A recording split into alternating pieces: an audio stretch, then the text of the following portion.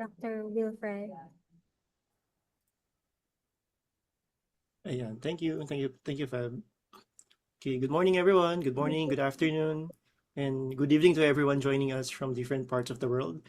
Before we begin today's program, allow me to introduce myself. I am Dr. Wilfred Espulgar, Associate Professor in the Department of Physics at the Salle University and Co-Chair of PAASE Research Expertise Cluster Number 6, or Engineering, Material Science, Technology, and Biotechnology. It is my pleasure to serve as your moderator for today's webinar. On behalf of the Philippine American Academy of Science and Engineering and REC 6, I would like to warmly welcome all participants joining us from the Philippines, the United States, and other parts of the world. Today's webinar highlights advances in energy systems and emerging technologies that are shaping a more sustainable future. We are honored to have distinguished experts who will share their knowledge, research experiences, and perspectives with us. To formally open our program, it is my pleasure to invite the President of the Philippine American Academy of Science and Engineering, Dr. Maria Margaret O. Peña, for her opening remarks. Go ahead, Doc Peña po. Hi, everybody. Good morning to everyone in the Philippines, and good evening to those in the US, and good afternoon or mid-morning wherever you are in the world.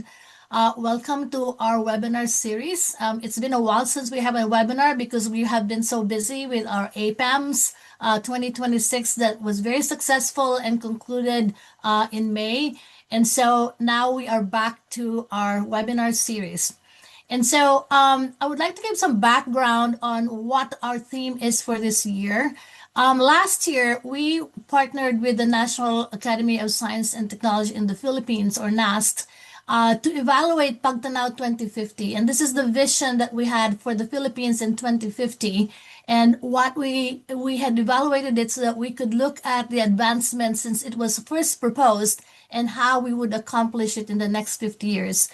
And so that was a very successful dialogue between many different sectors in the Philippines, the government sector, the scientists, the engineers, and people who are experts in the field to look at how we could improve that our vision and make it apply the technologies of today as we move into the future. And so the success of that series of fireside chats inspired the theme of our seminars and webinars this year. And so we have this vision of where we want to be in 2050. And so having that vision is a good guide as to where we want to be in terms of science and technology. And so this year, what we wanted to do and what we thought was missing are to identify the people who will actually guide us there, the people, the leaders in the field, the experts in science and engineering who could help us achieve what we foresee where we will be in 2050. And so as you can see, we have invited two outstanding speakers today. They're the leaders in the field. And so we have divided these themes according to the different initiatives of the Pagtanaw 2050. And so today we're going to talk about renewable energies and new sources of energies. And so we have two experts that are leaders in the field that can help us bring to the realization of what we foresee in 2050, particularly in terms of accelerating the integration of renewable energy into our society, and also the development of battery and materials that can give us alternative sources of energy in the future. And so I would like to thank Wilfred Espulgar for actually inviting these two speakers and for heading this rec. And hopefully we are going to learn so much from our speakers today, whom he will introduce. And at the end of the talks, we hope to have a dialogue, not just working on the ideas of our speakers, but also what we think we should be and what we can contribute, what we can suggest, where we should head so that we can get to where we want to be in the future. So welcome to our webinar. And there will be more webinars coming forward, and we hope to see you in those webinars. We have actually partnered with DOST to disseminate the information about our seminars and announcements so that we will have a wider audience for this. It was a very nice partnership with them. So welcome everyone, and I hope that we all learn a lot as well as enjoy the science that we're going to see today. Thank you very much. Thank you very much, Dr. Peña. So before we proceed to our first speaker, I would like to inform everyone that the open forum or question and answer will be held after both invited speakers have completed their presentation. Again, the question and answer will be after the two speakers. Should you have any questions during the talks, please feel free to send them to me through a private message, or you may raise your hand during the open forum and we will recognize you. With that, let us begin the technical portion of today's webinar. The first speaker is Dr. Abdul Aziz G. Mabaning, an associate professor at the Department of Electrical Engineering and the Vice Dean for Graduate Studies of the College of Engineering at Mindanao State University, Iligan Institute of Technology. He is a Japan ASEAN Science, Technology, and Innovation Coordination Fellow working to advance multinational research collaborations and sustainable future initiatives. He holds a PhD in Electrical and Electronics Engineering, major in Power Systems from the University of the Philippines, Diliman. He serves as the principal investigator for multiple research initiatives focused primarily on proactive energy management and also on disaster risk management. He authored the PhD in Electrical Engineering program of MSU IIT and established the university's Power and Energy Applications Research Laboratory, or PEARL. He is a licensed registered electrical engineer with technical industry experience from the Energy Management Systems section of the Luzon System Operations of the National Grid Corporation of the Philippines. Please join me in warmly welcoming Dr. Abdul Aziz G. Mabaning. Dr. Abdul, the floor is yours. Thank you for that warm introduction, Sir Wilfred. Let me set up my presentation slides.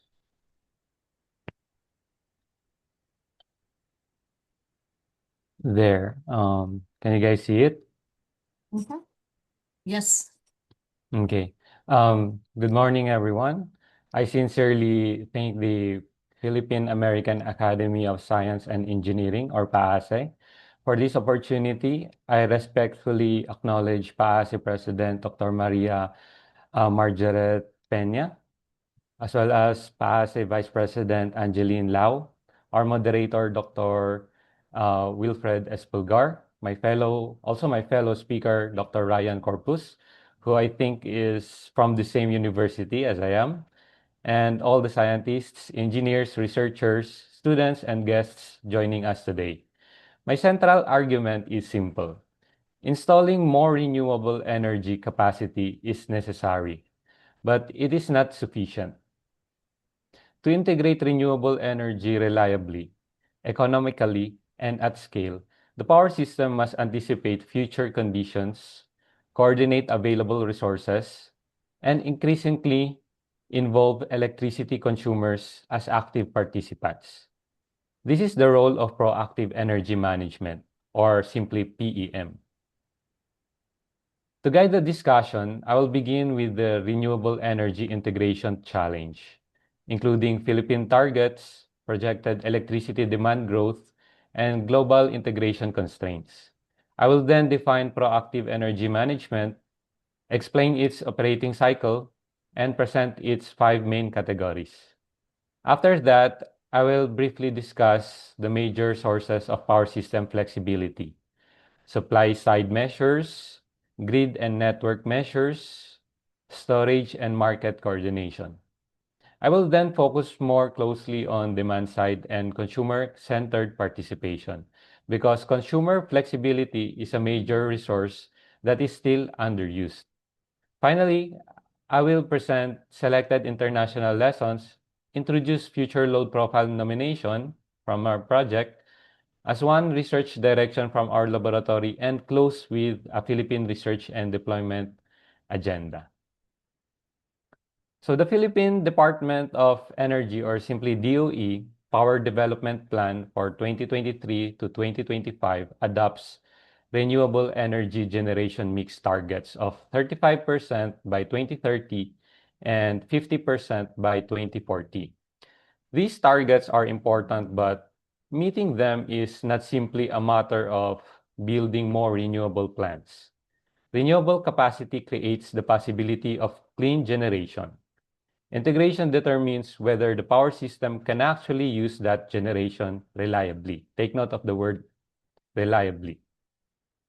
A solar plant may produce abundant electricity at noon, but if demand is low, if a feeder is constrained, if storage is unavailable, or if flexible demand is not coordinated, part of the available generation may need to be curtailed, and that's a waste of energy. For this presentation, proactive energy management provides a framework for converting renewable capacity into reliably usable and system-compatible electricity. The same Department of Energy Power Development Plan projects that Philippine peak electricity demand will rise from 16,596 megawatts in 2022 to 68,483 megawatts in 2050, representing average annual growth of approximately around 5.2%. These figures show that Philippine power system must manage through two transitions at the same time. First, we need to serve rapidly growing electricity demand. Second, we need to serve that demand using a progressively cleaner and more variable generation portfolio. This will require generation, transmission, distribution infrastructure, and storage. It will also require smart grids, better data, improved forecasting, flexible loads, and as well as coordinated system operation. So the integration challenge is global, but it is not simply a question of whether enough renewable plants can be built. Solar, photovoltaic, and wind power are classified as variable renewable energy sources because their output depends on the availability of sunlight and wind. Their production, therefore, changes over time and can only be predicted with some uncertainty. Their best locations may also be far from major demand centers. This matters because an electricity system must continuously balance supply and demand while maintaining frequency, voltage, adequate reserves, and stable operation during disturbances. As the share of solar and wind increases, the system may experience steeper net load ramps, more frequent changes in generator output, local congestion, periods of renewable surplus, and also periods of low renewable availability. Therefore, renewable energy cannot be treated as simple connect and forget resource. New projects must be integrated together with forecasting, flexible generation, storage, stronger networks, responsive demand, updated grid codes, and of course, improved monitoring and control. The International Energy Agency, or IEA, reports that more than 2,500 gigawatts of renewable generation, storage, and large load projects remain stalled in grid connection queues worldwide. The IEA also estimates that delays in implementing integration measures could place up to 15% of projected global solar and wind generation in 2030 at risk, equivalent to as much as 2,000 terawatt hours through connection delays and technical or economic curtailment. So IEA is an intergovernmental energy organization established way back in 1974 to help countries strengthen energy security and coordinate responses to major supply disruptions.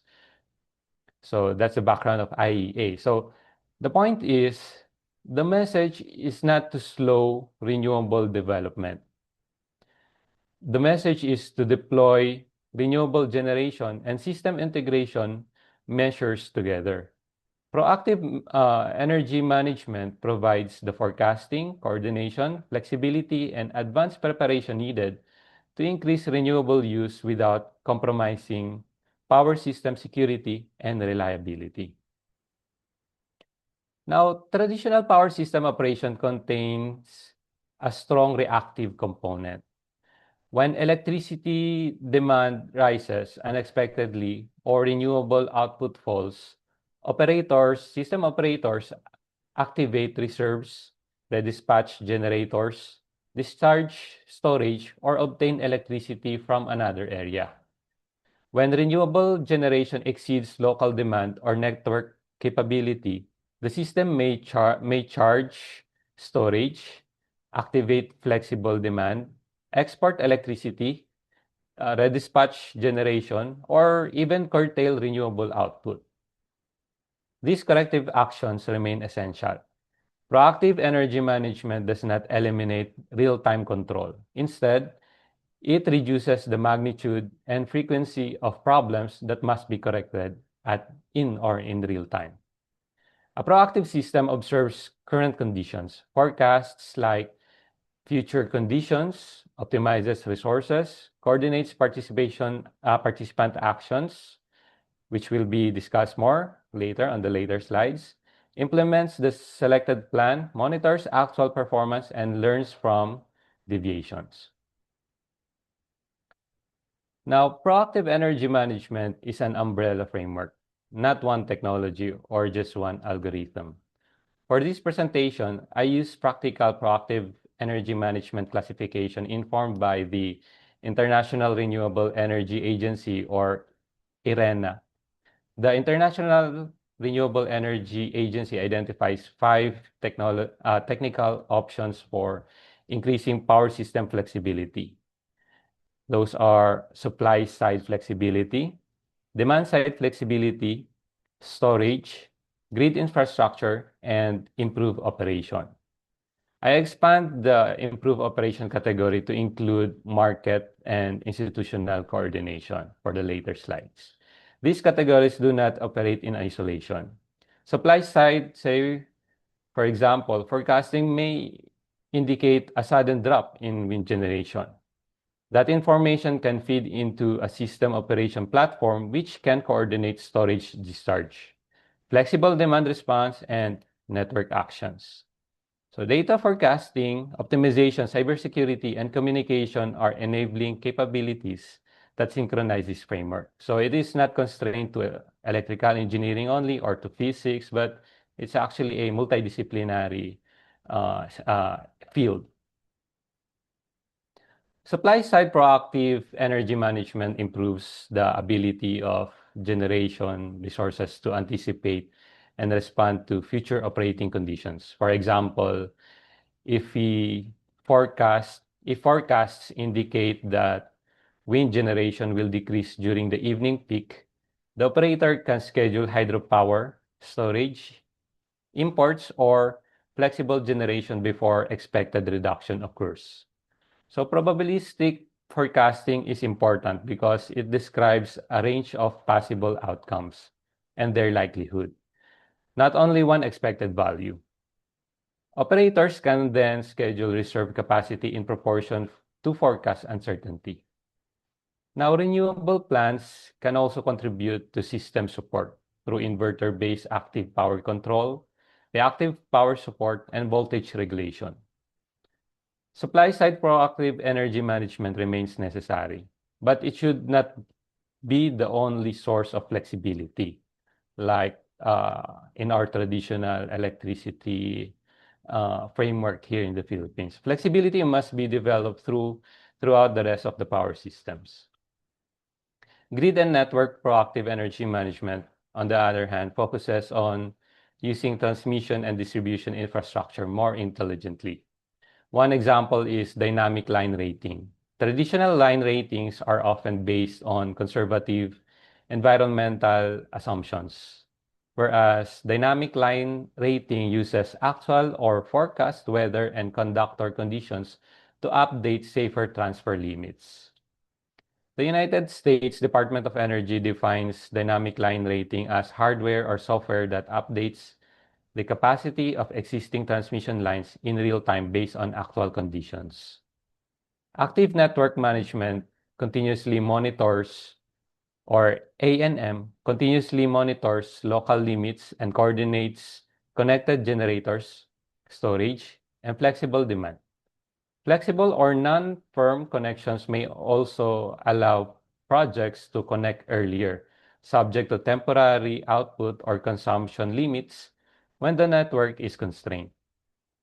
The International Energy Agency, as I mentioned earlier in the earlier slides, estimates that the combined regulatory adjustments, flexible connection arrangements, grid-enhancing technologies, and targeted upgrades could unlock sufficient grid connection capacity for approximately around 1,200 to 1,600 gigawatts of advanced stage projects currently in queues. So for the storage, it is one of the most visible sources of flexibility. But the presence of battery alone does not constitute proactive management. Also, the cost that it will incur the project. So the system must determine when the battery should charge, discharge, remain idle, or reserve part of its capacity for frequency response, congestion relief, or emergency support. So if high solar production is forecast for midday, a battery may be scheduled to charge during that period and may be discharged during the evening peak. However, the best schedule must also consider state of charge, battery degradation, prices, network conditions, reserve requirements, and forecast uncertainty. So storage does not create additional energy. Its primary value is the ability to move electricity from one time to another and to respond rapidly when system support is required.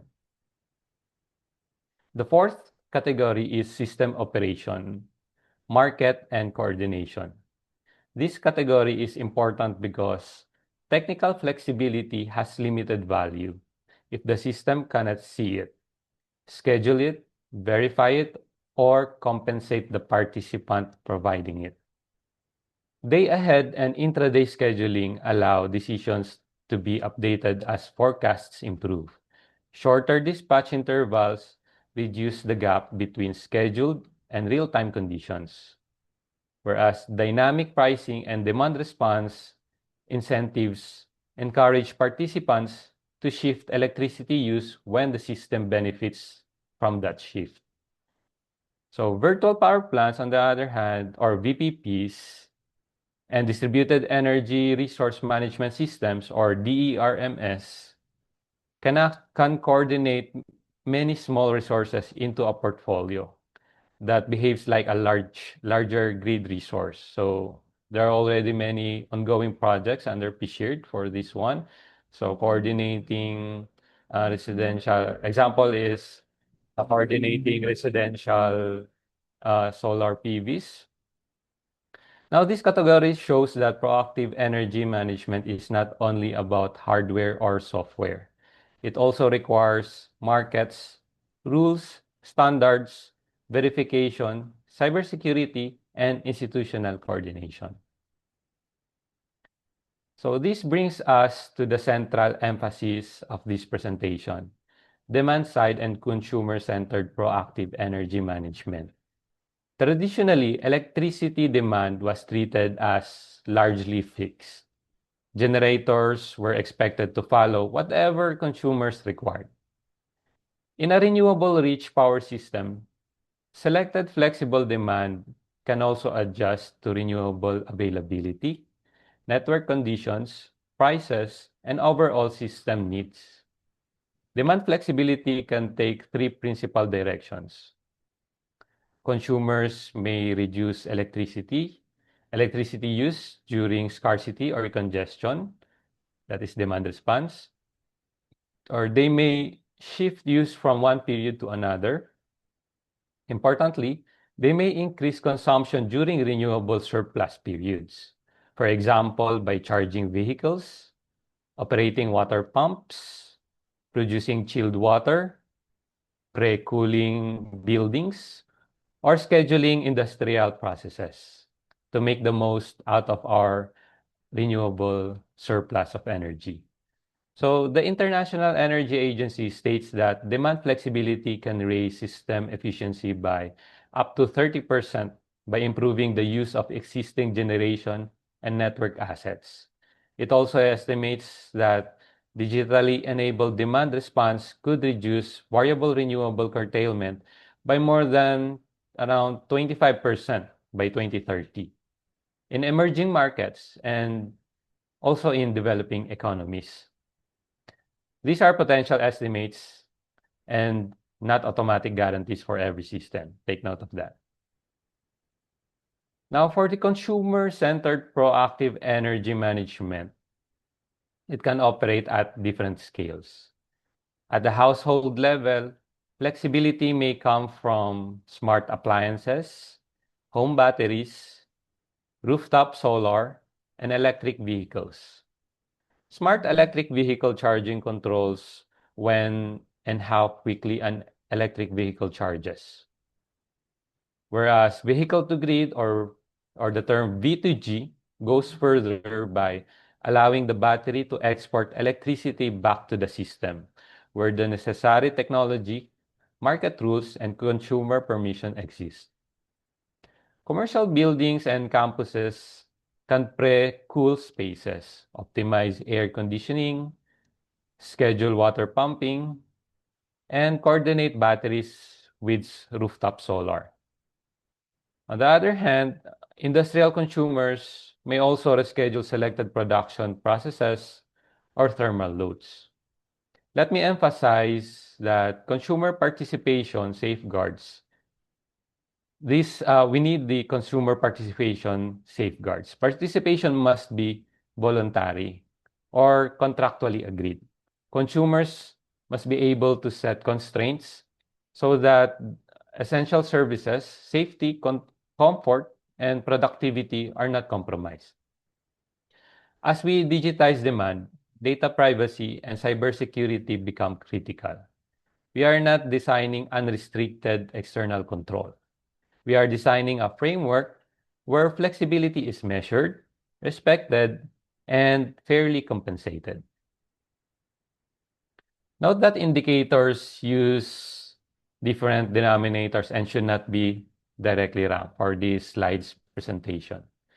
So some experience from high renewable power systems shows that renewable integration depends not only on adding generation, but also on applying different forms of PEM, proactive energy management. In Scotland, 73.1% of electricity generated in 2024 came from renewable sources. One important grid-side PM measure has been the active network management, or ANM. It uses real-time monitoring and control to connect additional renewable generators around existing network constraints. Flexible connections and matching of local generation with local electricity demand have also helped projects connect earlier and at lower cost. In Ireland, the Delivering a Secure Sustainable Electric System program, or DS3, focused on system performance, system policies, and system tools.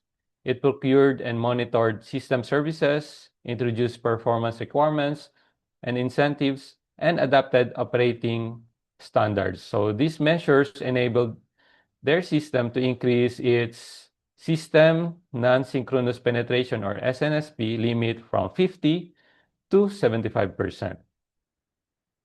For Denmark's 79.7% share of energy from renewable sources in electricity reflects a broader combination of grid, market, and demand-side proactive energy management. Denmark uses strong interconnectors and cross-border electricity trading, smart grid coordination, decentralized combined heat and power, and increasing demand flexibility across electricity, heating, transport, and water systems. For Portugal, it supplied 71% of its electricity consumption from renewables in 2024. Its PM-related measures include transmission grid planning and reinforcement, as well as interconnection with Spain, operating reserves, renewable production forecasting, storage flexibility, digitalization, and coordination between transmission and distribution system operators. So these indicators, again, use different denominators and should not be directly ranked. The transferable lesson for the Philippines is to combine renewable development with active network management, system services, forecasting, storage, interconnection, market coordination, and flexible demand. So at the Power and Energy Applications Research Laboratory, or PEARL, of Mindanao State University Iligan Institute of Technology, one consumer-centered proactive energy management mechanism is currently being explored by our group, which is what we call FLPN, or Future Load Profile Nomination. So FLPN goes beyond passive load forecasting. A consumer or aggregator first forecasts preferred electricity use, then identifies flexible and inflexible loads, and develops a feasible future load profile that respects operational constraints. So the participants or residential or commercial or even industrial electricity consumers then nominates the intended profile ahead of operation. Actual consumption is monitored, deviations are measured, and the results are used to improve future nominations. So FLPN does not eliminate uncertainty, nor does nomination automatically mean that the schedule is legally or financially binding. Those conditions depend on the applicable market, contractual, or regulatory framework. Its intended contribution is to make future demand more predictable, measurable, and coordinatable. So basically, we empower or we encourage the participation of electricity consumers. So for the Philippines, proactive energy management should develop as a coordinated research demonstration and development agenda. We need forecasting models based on Philippine weather, consumer behavior, and grid conditions. We need to determine where flexibility exists in industries, campuses, water systems, electric vehicles, and island communities, since we are an archipelago. Distribution utilities and electric cooperatives can become important partners for active network management, as well as in smart charging and consumer scheduling pilots. So these initiatives require smart meters, of course, secure communications, interoperable platforms, cybersecurity, privacy protection, and transparent rules. By connecting local researchers, utilities, electric cooperatives, government agencies, industry partners, and Filipino experts abroad, we can support pilot projects, technical standards, policy studies, and possible regulatory sandboxes. So the objective should be to progress from conceptual frameworks and isolate simulations toward a more validated pilot projects and deployable Philippine solutions. And we are thankful with DOST-PCIEERD and DOE for giving a lot of support for project proposals for this matter. So let me conclude my presentation with 5 key points. First, renewable capacity and renewable integration are not the same. Second, proactive energy management helps anticipate renewable variability and system constraints before they become real problems or real-time problems. Third, proactive energy management is not a single technology. It is a framework that coordinates supply, networks, storage, consumers, markets, and institutions. Fourth, consumer-centered proactive energy management deserves greater attention because consumer flexibility is a major and historically underused power system resource, especially here in the Philippines. Finally, the Philippines should develop proactive energy management capabilities alongside renewable generation, grid expansion, storage, interconnection, and market reform. The central question is therefore not only how much renewable capacity can we install, but the more important systems engineering question is how intelligently, reliably, affordably, and inclusively our power system can use that capacity. That concludes my presentation today. I want to thank all of you for your time, your focus, and your shared commitment to building a smarter, more resilient energy future. My contact information is up on the screen, and I will also be sharing this set of slides after this event, along with my captions. So thank you very much. Thank you very much, Dr. Mabaning, for your insightful presentation on consumer-based proactive energy management system. So we will be proceeding with the second speaker. Again, the question and answer will be after the second speaker. So our second speaker is Dr. Ryan D. Corpuz, a Science and Technology Fellow 3 of the Department of Science and Technology, Philippine Council for Industry, Energy, and Emerging Technology Research and Development, or DOST-PCIEERD, with expertise in rechargeable batteries, nanomaterials, electrochemical energy storage, advanced materials, and standards development. Dr. Corpuz is affiliated with the Salle University and leads research and innovation initiatives at the Energy Research and Innovation Collaboratory, or ERIC. His work focuses on the development of rechargeable zinc-ion batteries, luminescent nanomaterials, and translational energy technologies. His research spans a wide range of areas, including advanced battery materials, zinc anode protection, hydrogen electrolytes, flexible energy storage system, AI-assisted materials discovery, and standards-oriented battery testing. Beyond his research accomplishments, Dr. Corpuz is actively involved in capacity-building efforts for advanced materials and energy storage in the Philippines through mentorship, technical training, laboratory development, and collaborative innovation programs. Today, he will share with us his insights on emerging battery technologies and their role in advancing sustainable energy solutions. Ladies and gentlemen, please join me in welcoming Dr. Ryan D. Corpuz. Dr. Ryan, the floor is yours.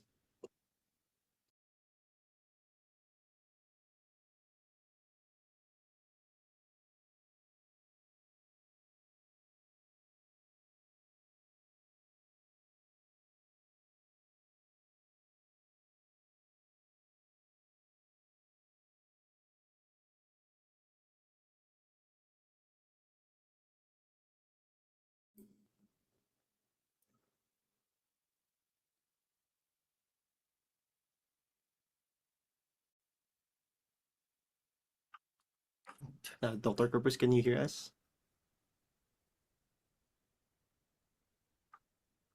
Okay, thank you. Thank you.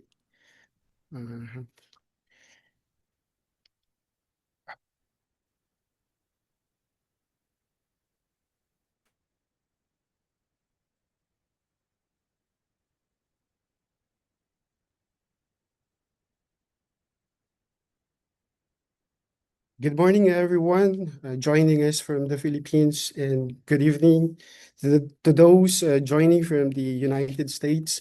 First, I would like to express my sincere appreciation to the Philippine American Academy of Science and Engineering, or PAASE, for organizing this lecture and for giving me the opportunity to share our work on rechargeable zinc-ion battery.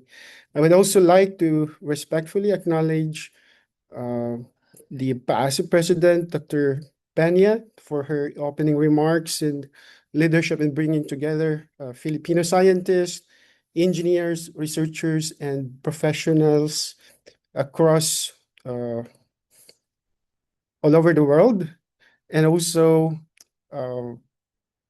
Dr. Angeline Lau, the Vice President of PAASE, for supporting this program. And I extend my greetings as well to my former classmate, Abdul, Aziz. So I think we meet somewhere during our CSE time with Dr. Who is it? Dr. I already forgot him, but yeah. Mostales. Yes, Mostales. Yeah, Mostales. Eli Mostales. So now, yeah, I would like to thank as well Dr. Wilfred for this opportunity to share our work on rechargeable zinc-ion battery. So, yeah, for today's talk, I will discuss rechargeable zinc-ion batteries, not only as materials research topic, but also as a strategic development and future Philippine participation in advanced battery technologies. So the central message of this lecture is that zinc-ion battery performance is not determined by one material alone.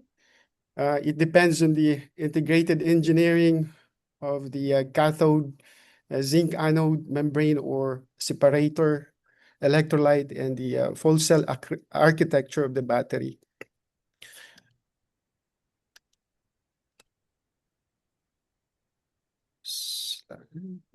It's not moving. Okay, so this roadmap shows how the lecture will flow. We will begin by establishing context, why AKU zinc-ion batteries matter, how zinc-based batteries evolved historically, and why global momentum is increasing. We then move to Philippine relevance, which applications are most suitable, and how ERIC, the Energy Research and Innovation Collaboratory, position its work within this field. After that, we enter the technical core, AKU zinc-ion battery fundamentals, charge storage mechanisms, cathode engineering, zinc anode stabilization, membrane engineering, characterization, and cell assembly. The final part focuses on validation and translation. So realistic testing, failure analysis, computational and in situ tools, AI-assisted research, standards, and the pathway towards Philippine relevant prototype. So in short, the story will be somewhat motivate and then explain, engineer, diagnose, validate, and translate. So this slide captures the central thesis of the lecture. Zinc-ion batteries are not only materials research topic, they are a strategic platform for safe energy storage, local R&D capability building, battery prototyping, testing standards, and future Philippine participation in the advanced battery technology. So many battery studies begin with material synthesis, a cathode powder, a modified zinc surface, or a new separator. That is important, but it is only the starting point. So the real battery must integrate the cathode, anode, membrane, electrolyte, current collector, packaging, and testing protocol.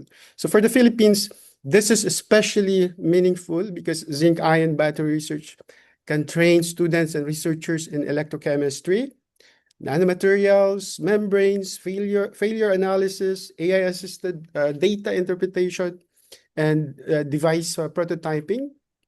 So the bigger picture is that material synthesis must lead towards practical battery architecture and national innovation capacity. So this graphical abstract gives the whole lecture in one picture. So on the left-hand side, we see a basic AKU zinc-ion battery, the zinc anode, membrane or separator, electrolyte, and cathode. In the center, we see charge storage mechanisms, including zinc-ion insertions, proton participation, co-insertion, conversion, or the solution deposition processes. On the right, the key engineering pillars are shown. We have your cathode engineering, zinc anode engineering, and membrane or separator engineering. And below this are the tools and pathways that connect materials to cells, such as characterization, electrochemical testing, electrode fabrication, cell assembly, and practical architectures. So this is the logic. We move from materials and mechanisms to validate devices. So our final target is not simply a good material, but a safe, reliable, and scalable zinc-ion battery system. So AKU zinc-ion batteries are attractive because they bring together safety, cost, and scalability. First, for the safety part, AKU zinc-ion batteries use, of course, aqueous electrolyte that are generally less flammable than many organic electrolytes used in conventional lithium-ion systems. So this makes them attractive for schools, laboratories, communities, and stationary energy storage. And then second, for the cost. So we know that zinc is, of course, relatively abundant, and potentially affordable, which is important for storage application where cost per energy matters. And third, for the sustainability, water-based systems and earth-abundant materials can support greener battery research directions. And fourth, application potential. So zinc-ion batteries are promising for stationary storage, backup power, microgrids, educational platforms, sensors, and flexible or semi-solid semi-solid state systems. That the important point is that for AQ zinc-ion batteries, it is attractive for not one reason alone. They are attractive because they combine safe chemistry, materials accessibility, and practical engineering potential. So before we discuss modern zinc-ion batteries, it is useful to look historical roots. So zinc-based batteries did not appear suddenly. Zinc has been used in electrochemical power sources for a long time. In the 1800s, zinc was already important in early galvanic cells, establishing it as a practical anode material. And then later, we have this zinc carbon, which become widely used primary battery systems. And then in the 20th century, we have your alkaline zinc manganese dioxide and the zinc air batteries, which expanded the role of zinc in safe and low-cost chemistries. So rechargeable zinc systems such as nickel zinc and silver zinc showed that reversible zinc electrochemistry was possible. Although, of course, there's a lot of challenges that remains. In the 2010s, AQ zinc-ion batteries experienced renewed interest because modern material science, nanostructuring, electrolytes, membranes, and diagnostic made it possible to revisit the zinc chemistry. So in the 2020s, the field is moving towards the pouch cells, flexible cells, and now the pilot production and early commercialization of zinc-based batteries. So this comparison helps frame the opportunity. So lithium-ion batteries are commercially mature and dominate many applications, including of course, your portable electronics, even now electric vehicles, and the grid storage. So they offer high energy density, and we can categorize it as a mature manufacturing ecosystem already. However, they often use organic electrolytes and depends supply chains that can be complex or expensive. So now here we have an alternative, AQ zinc-ion batteries, different in such a way that the charge carrier is no longer the lithium ion, but it's the zinc ion. Their anode is usually zinc metal, and their electrolyte is typically water-based. So this gives them potential advantage in safety and cost. However, zinc-ion batteries are not as mature as lithium-ion batteries. So they still face zinc dendrites, hydrogen evolution, so corrosion, cathode instability, water side reactions, and full cell translation challenges. So therefore, the best framing for this battery is complementarity. So zinc-ion batteries are not necessarily a direct replacement for lithium-ion batteries in all applications. They may be best suited to safe, stationary, distributed, and lower cost storage applications. So this slide corrects a common misconception. So zinc-ion and zinc-based battery systems are not only laboratory ideas anymore. So the field is moving from research materials to prototype cells, demonstration systems, and early manufacturing. So, however, the wording must be, of course, be balanced. So we should not say that zinc-ion batteries are already universally mature. A more accurate statement is that zinc-ion and related zinc-based systems are entering early commercialization and pilot validation, while wider deployment still requires improved reliability, manufacturability standards, and of course, bankability. So for researchers, this is, of course, encouraging. It means there is commercial pool, but also many important technical problems that we need to solve. So for the Philippines, this creates a window of opportunity. We can build capability before the technology becomes fully locked into global supply chains.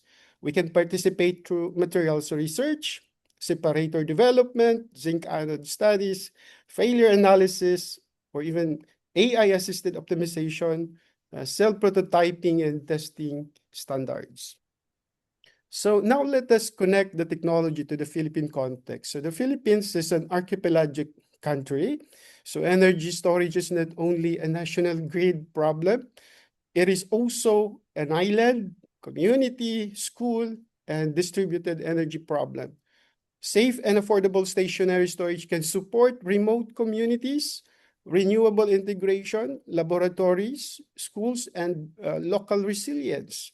Zinc ion batteries may be attractive because they are potentially safer, lower cost, and suitable for stationary systems. The field also builds local human capital.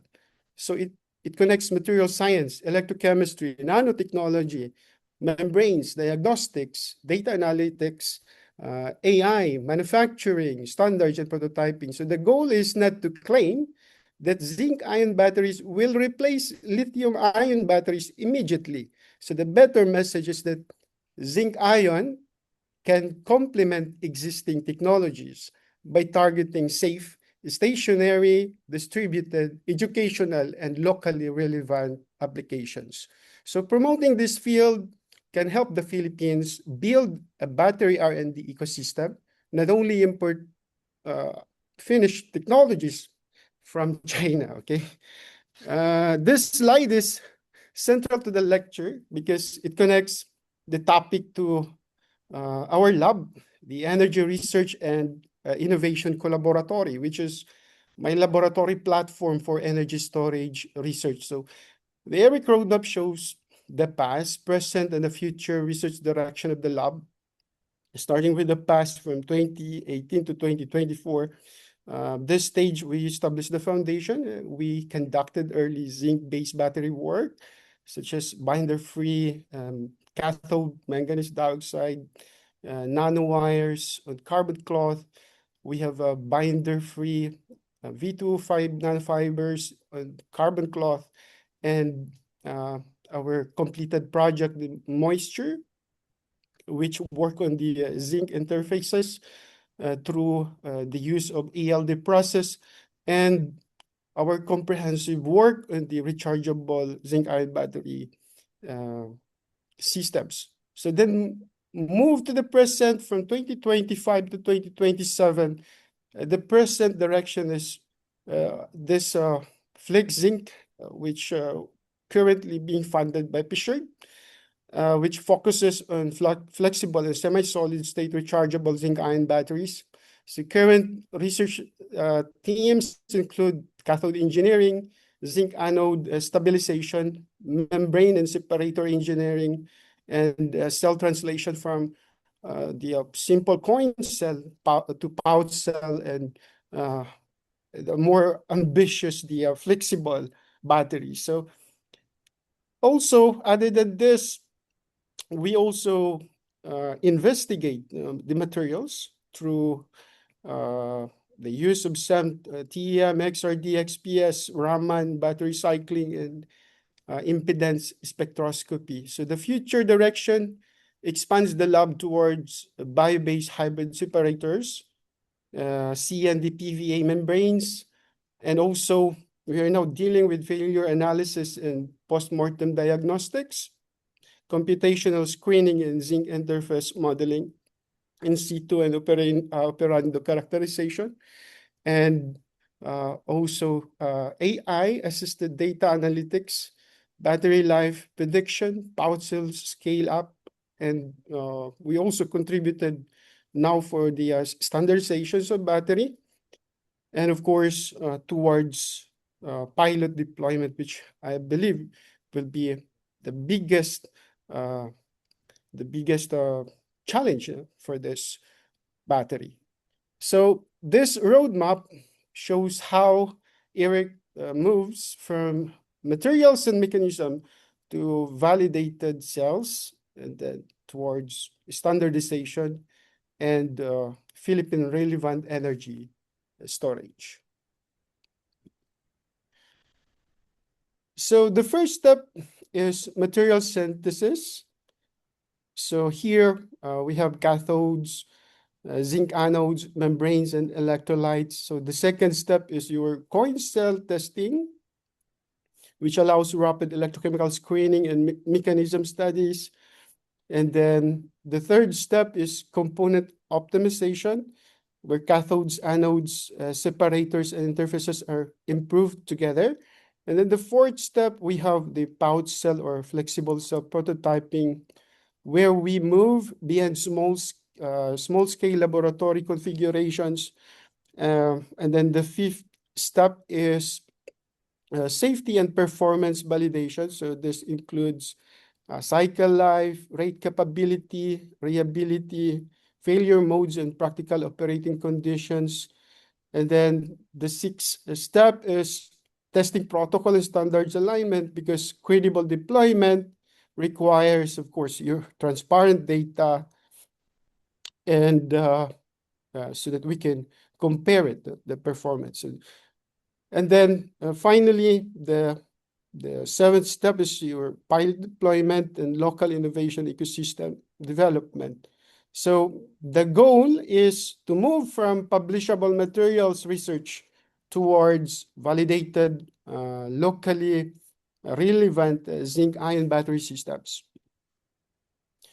So now these slides explain the why focus R&D still matters. So zinc-ion batteries have strong promises, but each promise has a technical gap. So a safe aqueous system still faces water-side reactions requiring electrolyte and interface control. A zinc metal anode offers high capacity, but it suffers dendrites, corrosion, and hydrogen evolution, requiring zinc surface design, coatings, and host structures.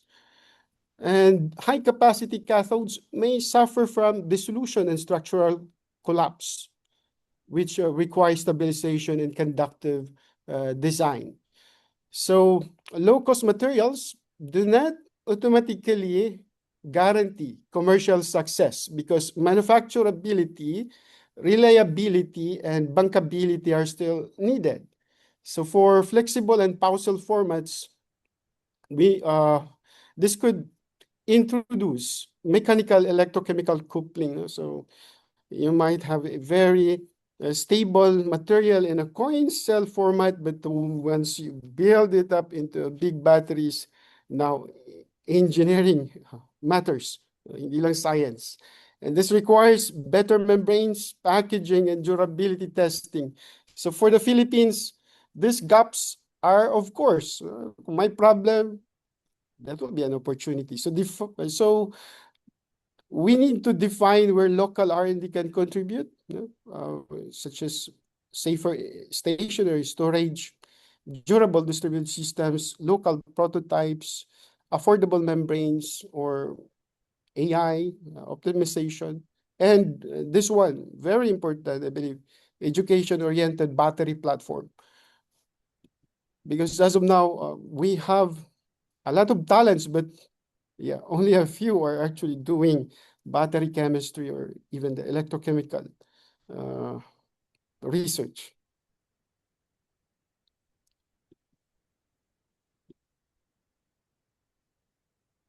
So now we move into the working principle. So a typical, maybe most of you are already expert here. So, but yeah, for those who are not familiar with this, a typical aqueous zinc-ion battery has a zinc metal anode, aqueous electrolyte, separator or membrane, and then we have a cathode So during discharge, your zinc metal at the anode is oxidized, and then zinc atom release electrons and become, we have the zinc ions. No? And then the electrons travel to the external circuit and power the device, while your zinc ion migrates through the electrolyte and separator towards the cathode. At the cathode, we have charge that is stored, that could be through insertion, adsorption, conversion, or mixed mechanism, no, depending on the material. So during charging, your zinc 2 plus ions return to the zinc anode and are reduced to metallic zinc. So this is what we call as the zinc plating stripping. No? And then this basic mechanism already reveals the engineering challenges. Okay, so for the cathode must store ions reversibly. And then for the zinc anode must plate and strip uniformly. And for your membrane, it must be able to regulate ion transport and prevent shorting. And your electrolyte must conduct ions while limiting side reactions. So for the cathode mechanisms in AQ zinc ion batteries can be more complex than simple zinc 2 plus insertion. So yung ating nakikita sa books na parang diretso lang pumasok si zinc ion doon sa cathode, and then you interpret it as ito na yung kayang capacity. So it's not like that, no? So the first mechanism is zinc ion insertion and extraction, where zinc 2 plus ions reversibly enters and leave tunnels. The interlayers or open frameworks depending on your cathode. The second is proton insertion. So because the electrolyte is aqueous, so your H plus can also participate in the electrochemical process. And the third is co-insertion, where your zinc 2 plus and H plus contribute to charge storage. And the fourth could involve the conversion, dissolution, or deposition process, especially in some manganese-based systems. So this matters because the mechanisms affects capacity, your voltage profile, rate capability, and the cycling stability. So a high capacity minute come only from your simple zinc ion insertion.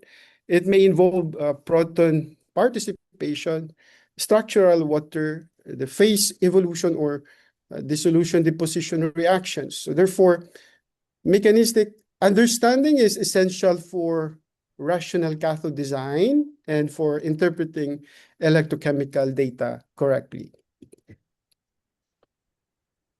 Cathode engineering largely determines your capacity, voltage, reaction kinetics, and your cycle stability. So for manganese-based oxides, these are very attractive because manganese is relatively abundant, especially here in the Philippines.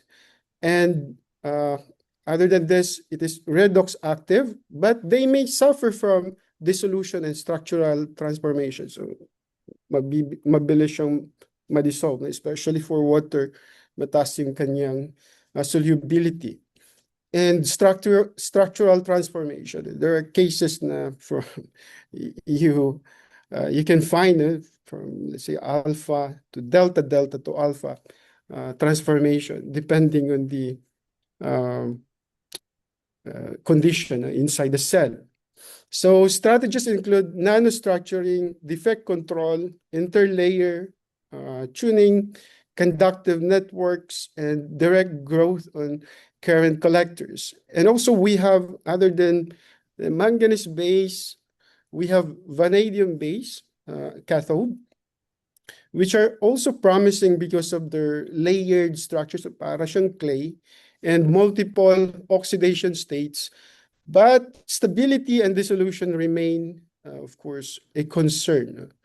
So here, common strategies include pre-intercalation, and then lalagyan namin siya ng zinc, and then, or pillaring, heteroatom substitution, and conductive composition conductive composites, no, in its composition. And then another interesting cathode is this Prussian blue analog, which offers open frameworks for ion transport. But the challenges we have here is your vacancy control and framework stability, which is very important for a stable cathode. And then another maybe very promising as well, especially if we want it organic. Organic cathodes, which offer molecular design flexibility, but conductivity and solubility must be addressed for the moment. So these are, of course, not so new. This has been already explored in the case of lithium or even sodium. But yeah, for the zinc, this might be new. And we haven't done it yet here in the Philippines yet for the organic cathodes. So across all cathode families, the goals are similar. Okay, so makita mo dito, we need to improve electronic conductivity, stabilize structure, regulate ion transport, and suppress dissolution, and maintain reversible charge storage. So the zinc metal anode is attractive, but very difficult to control. So it is attractive because of its abundance, relatively low cost, and has a very high theoretical capacity. However, there are also causes of failure modes. So the first is the dendrite growth. So during charging, zinc 2+ ions deposit as metallic zinc. So if the position in this case is uneven, sharp dendrites can form and may eventually penetrate the separator. So the second is hydrogen evolution, where your water-related side reactions generate hydrogen. And then this could reduce Coulombic efficiency. The third is corrosion and passivation, where inactive byproducts form on the zinc surface. The fourth is your dead zinc, so where your deposited zinc loses electrical contact and stops participating in cycling. So solutions include 3D zinc host, zincophilic substrates, artificial interfaces, protective coatings, alloying, texture control, electrolyte additives, and computational interface design. So the goal is uniform zinc deposition, suppress dendrites, reduce side reactions, and long life cycle for this zinc ion battery. And for the membrane or separator, so we often underestimate this part, but in zinc ion batteries, it can actively determine performance. So a good membrane must physically separate the electrodes, absorb electrolyte, allow ion conduction, regulate zinc flux, and suppress your dendrite penetration. So polymer separators are flexible and processable, but they may require modification to improve wettability and mechanical strength. Now we have hydrogels, so hydrogel membranes, but that can retain water and electrolyte. This is very attractive for semi-solid state and flexible systems. And we have composite membranes, so which uses inorganic carbon or functional fillers to improve mechanical robustness, ion transport, and dendrite resistance. And another one, we have Janus or functional membranes, which can be designed with different chemistries on each side to control different interfaces. So this, I think, very attractive research as well. So in ERIC, membrane engineering is especially important because bio-based hybrid separators, which we are currently doing now, can connect sustainability, mechanical reinforcement, and electrolyte uptake and ion regulation. So how do we diagnose as a performance? So for this case, we need structural tools such as XRD, Raman, FTIR, which could help us identify phases, banding, structural changes.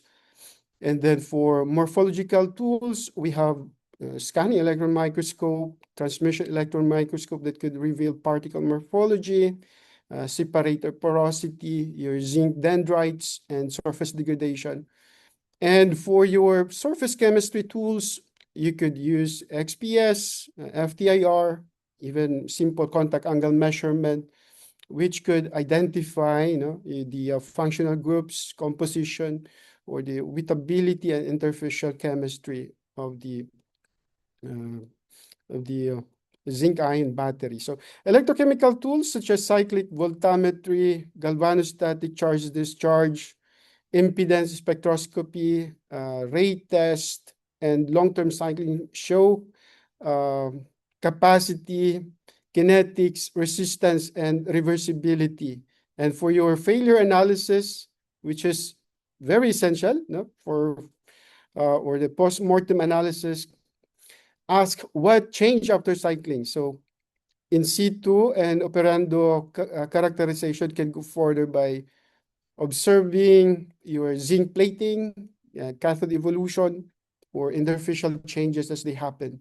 So this tools transform battery testing from simple performance reporting into mechanism-guided engineering.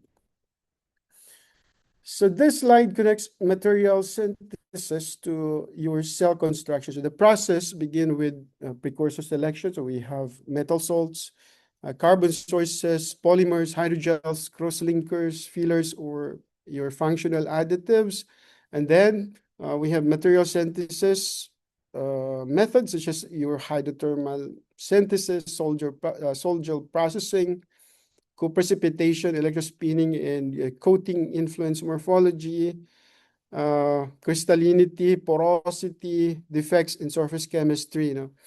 And then after the synthesis, each material must become a working battery component. So cathodes require active material and conductive additive or binder-free architecture you can use as well, and your current collector. And for the zinc anodes, this may need surface treatments, protective coatings, or 3D host. So for separators, your separator must provide electrolyte uptake, ion transport, mechanical strength, and interfacial compatibility. And then we have cell assembly. So we then integrate all these components into, you could simply as cases, your coin cell, and then pouch cell or flexible cells.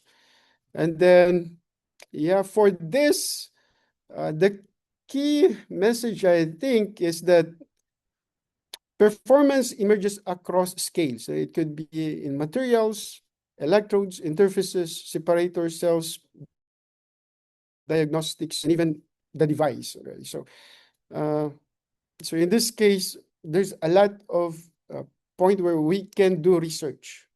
So hindi lang on the materials, but also hanggang sa performance na ng buong device. So this design matrix summarizes the engineering logic. So for the cathode, the main problem are your dissolution, structural collapse, and low conductivity. Strategies include defect tuning, interlayer engineering, conductive composites, and stabilization. So for the zinc anode, the problems are dendrites, corrosion, and hydrogen evolution. So strategies commonly employed, we could use coatings for the dendrite problem, especially for the anode, or we could also tailor it into becoming zincophilic and put additives and control the surface. And for the membrane, the problems are uneven ion flux, shorting, and weak interfacial control. So this may include strategies such as the use of hydrogels, functional fillers, or Janus membranes and composite membranes. And for your electrolyte, the problem is water side reactions and unstable solvation. So for the architecture, the challenge is practical translation. So the important message is that every component has a problem, an engineering strategy, and an expected performance result. So practical zinc ion progress comes from co-engineering these components into one compatible full cell system. So hindi lang dapat titingnan is one aspect of the battery, but you should evaluate it as a component, as a system already, not just component. So this slide integrates the previous discussion into one design philosophy. So the cathode anode membrane, electrolyte, and architecture should not be optimized independently. So there are people who just focus on one aspect of the material and then isolating it from the whole cell. And so may not be a good strategy, or if you choose to, let's say, present this in PCIEERD, no, as you tawag nito, as your research, I think maku-question ka, why yan lang? So you should evaluate it as a device already and have your prototype ready, especially if you're planning to propose it in PCIEERD. So the cathode controls capacity and kinetics. The zinc anode controls reversibility and Coulombic efficiency. The membrane controls ion transport and interfacial stability. The electrolyte controls solvation, conductivity, and side reactions.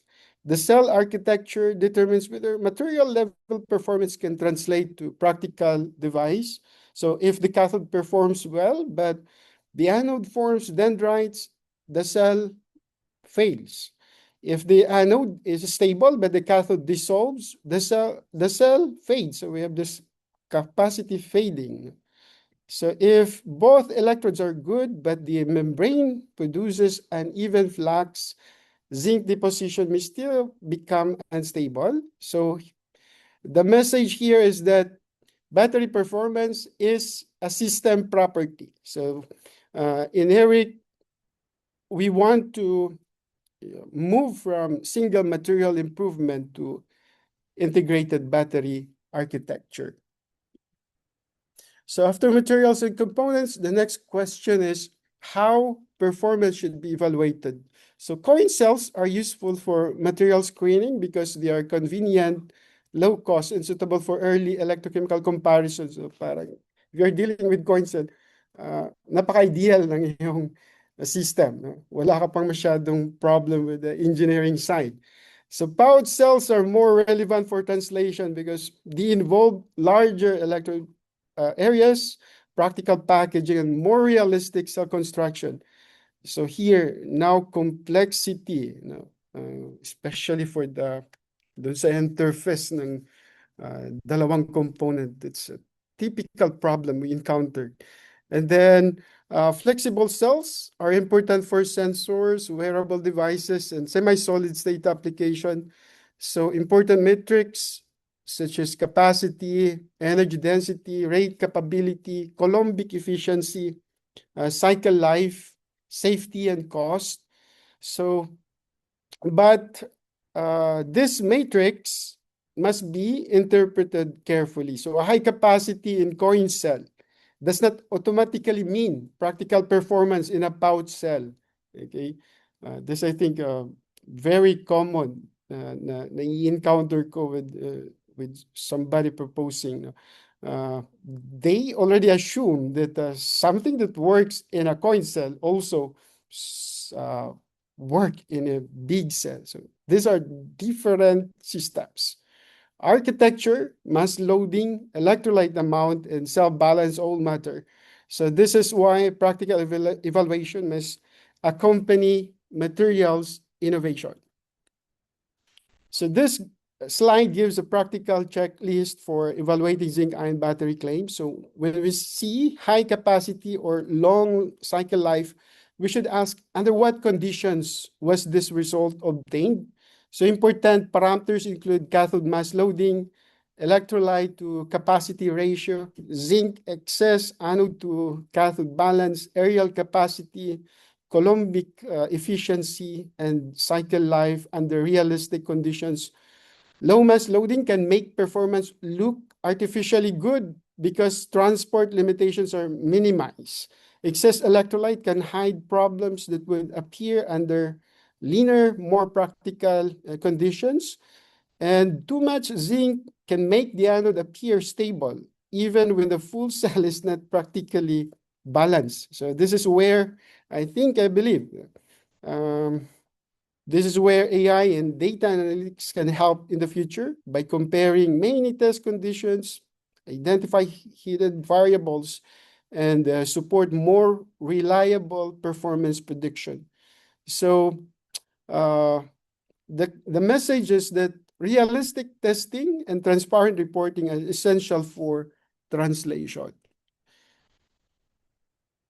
So testing and standards are essential if we want zinc-ion battery research to become deployable technology. So electrochemical performance provides capacity, cycle life, Coulombic efficiency, and rate capability. Materials and interface characterization help us understand the structure, morphology, and surface chemistry, whereas safety and reliability testing evaluate stable cycling, the side reactions, dendrite suppression, leakage risk, and failure modes. And of course, we need to be transparent in reporting. This is very critical. Researchers should report mass loading. So these are common problems that I see actually, during reports ng ating mga researchers. They don't talk about mass loading. Okay, electrolyte to capacity ratio, areal capacity, anode to cathode balance, local testing capability is especially important for the Philippines. It could build national capacity, improves validation, confidence, and prepare the country for standards readiness. So, in ERIC, we want, of course, not just testing, but also to participate in standards for battery research. This is to promote public trust, industrial relevance, and pilot deployment. So this slide summarizes the remaining challenges and corresponding research opportunities. So cathode dissolution, structural collapse requires stabilized host, protective interfaces, and mechanism guided design. Zinc dendrites and side reactions require regulated deposition, electrolyte engineering, zincophilic surfaces, and interfacial interfaces. Whereas for membrane, we need to address issue of the membrane selectivity. And this is a major opportunity because the separator can guide ion flux and suppress dendrite growth. And full cell energy density requires lean electrolyte, balanced electrodes, and optimized packaging. And then for the scale-up and standardization, this requires transparent protocol and practical validation. So for researchers who want to do zinc-ion battery research, you can maybe you can look into consideration research and failure analysis, computational modeling, in situ and operando characterization, and even AI-assisted data analytics. So these methods can help us identify why your cell failed. Also, predict better materials or interfaces, and shorten the path from trial and error to rational battery design. So the first direction is cathode engineering using manganese oxide, vanadium oxide, or carbon-supported cathode. The second is zinc anode stabilization through protective layer, controlled deposition, and interface engineering. The third is functional membrane and separator design, including your PVA hydrogels, electrospun membranes, biomass carbon nanodots, and the composite separators. The fourth is, I think, very important, scalable fabrication, including electrospinning, 3D printing, coating, and pouch cell assembly. And fifth is validation under practical conditions. So this include during cycling, rate capability, safety screening, failure analysis, and standards alignment. And for your AI-assisted data analysis, this can help identify patterns in synthesis parameters, the electrochemical behavior, impedance data, and degradation pathway. So the goal, I hope, shouldn't only to publish new materials, but to build flexible and practical zinc-ion battery systems. So if the Philippines want to participate in zinc-ion battery value chain, we do not need to begin immediately with mass manufacturing. We can begin by building a strong R&D, prototyping, testing, and standards ecosystem. So academia and research laboratories can focus on material synthesis, electrochemistry, membranes, diagnostics, AI-assisted analysis, and student training. The government, especially DOST support, can align funding, national priorities, and program development. Industry and startups can help with prototyping, scale up, and application matching.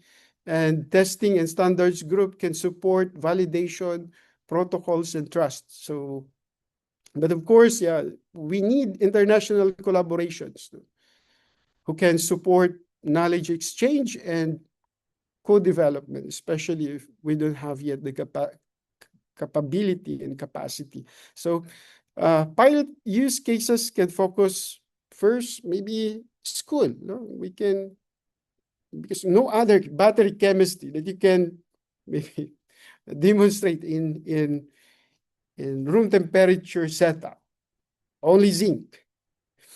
So this is very good even for high school demonstration.